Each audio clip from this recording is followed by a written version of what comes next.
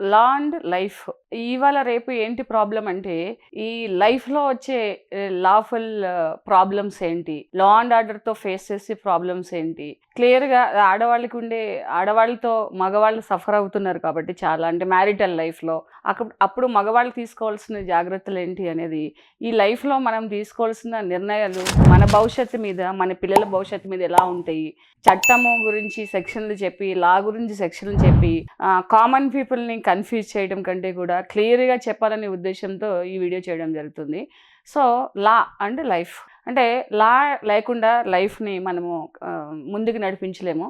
మన లైఫ్లో ఎవరు అంటే మూమెంట్లోని కూడా లా అనేది ఎక్కడో ఒక చోట మనకి అంటే లాని ఫాలో చేసుకుంటూనే మనము ముందుకు వెళ్ళాలి. లీగల్గా కూడా ప్రాబ్లమ్స్ అనేవి ఫేస్ చేయవలసినప్పుడు ఫ్యామిలీ విషయంలో ముఖ్యంగా అంటే సఫర్ అవ్వకుండా మెంటల్ టెన్షన్ తీసుకోకుండా వైఫ్ అండ్ హస్బెండ్ ప్రాబ్లమ్స్ వచ్చినప్పుడు ఎప్పుడు లేడీస్కే సెక్షన్స్ ఉన్నాయి, లేడీస్కే మనము వీడియోస్ ఎక్కువ చేస్తూ ఉన్నాము. సో ఎవరు చెప్పినా కూడా లేడీ ప్రొటెక్షన్ కోసము లేడీకి ఉండే హక్కుల గురించి చెప్తున్నారు. మగవాళ్ళ పరిస్థితి ఏంటి అనేది చాలామంది అడుగుతూ ఉంటారు, ఆ విధంగా బాధపడుతూ కూడా ఉంటారు. ఎందుకంటే ఏ అడ్వకేట్ దగ్గరికి వెళ్ళినా, పోలీస్ ఆఫీసర్ దగ్గరికి వెళ్ళినా, లేకపోతే ఎన్జిఓస్ దగ్గరికి వెళ్ళినా, క్యాస్ట్ ఎల్డర్స్ దగ్గరికి వెళ్ళినా కూడా ఆడవాళ్ళకి చాలా హక్కులు ఉన్నాయి, చట్టాలు ఉన్నాయి, మీరు ఏం చేయలేరని సింపుల్గా చెప్పేస్తూ ఉంటాం. ఓకే ఫైన్, చట్టాలు ఉన్నాయి, సో ప్రొటెక్ట్ చేయడానికి ఉన్నాయి, కానీ వాళ్ళు కూడా అన్యాయంగా వెళ్తుంటే కనుక మీరు తీసుకోవాల్సిన జాగ్రత్తలు కూడా మగవాళ్ళకు ఉన్నాయి.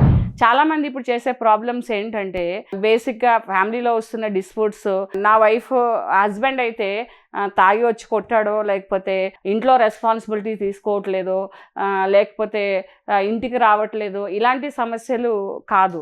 ప్రాబ్లమ్స్ ఏంటంటే ఎక్కువ సెల్ ఫోన్ వల్ల, ఫేస్బుక్ వల్ల, ఇన్స్టాగ్రామ్ వల్ల అనుమానమా నిజమా అనేది తెలీదు.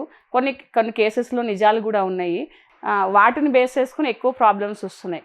అలాంటప్పుడు ఏంటంటే ఇద్దరికి అనుమానం రావడము, లేకపోతే అమ్మాయి నన్ను అనుమానిస్తున్నాడని కేసులు పెట్టేయడము, అది నిజమైనప్పటికీ కూడా సుప్రీంకోర్టు ఒక జడ్జిమెంట్ ఇచ్చింది, 497 తీసేసింది, నేను ఎవరితో మాట్లాడినా పర్వాలేదు, నేను ఎవరితో తిరిగినా పర్వాలేదు. సో రిలేషన్ పెట్టుకున్న చట్టం కానీ లేకపోతే న్యాయం కానీ లీగల్గా నా మీద ఏమీ ప్రొసీడింగ్స్ అవ్వని చాలామంది ఆడవాళ్ళు, చాలామంది అంటే ప్రాబ్లమ్స్ ఫేస్ చేసే భర్తల గురించి చెప్తున్నాను. వాళ్ళ ఒక వైఫ్లు ఏంటంటే వీళ్ళని లీగల్గా థ్రెటనింగ్ చేయడం, అంటే మాకు చట్టాలు చాలా ఉన్నాయి కాబట్టి మేము ఇలా చేసినా మాకేం కాదు అనేసి మానసికంగా హస్బెండ్ని కృంగదీయడము.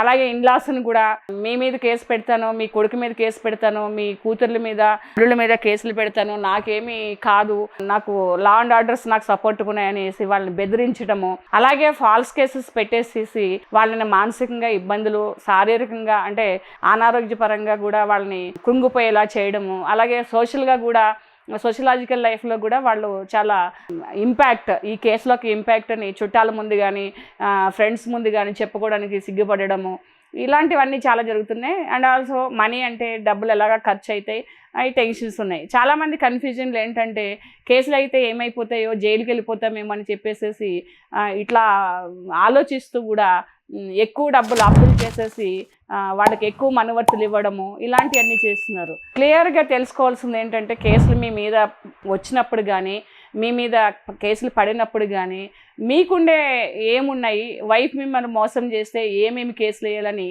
తెలుసుకుని ఆ కేసుల ప్రకారంగా మీరు కూడా ఆమె మోసం చేసినట్టు మీ దగ్గర ఎవిడెన్స్ ఉంటే కనుక, అంటే వేరొకరితో రిలేషన్ పెట్టుకున్నట్టు కానీ, మీ డబ్బులు పాడు చేసినట్టు కానీ, లేకపోతే మీ కుటుంబ పరువు ప్రతిష్టలని భంగనం చేసే ఏమైనా పనులు చేయడం కానీ అలాంటివి మీకు దొరికినప్పుడు డెఫినెట్గా మీరు కూడా కొన్ని కేసులు వేసుకుని ఆమె నుంచి ప్రొటెక్షన్ పొందే ఛానల్ అయితే మీకు ఉంది. అది తెలుసుకోకుండా ఎప్పుడు వన్ సైడెడే ఆలోచిస్తున్నాము, ఆడవాళ్ళకి హక్కులు ఉన్నాయి మాకేమీ లేవనుకోవటం. కానీ మోసం అనేది ఎవరు చేసినా ఒకటే.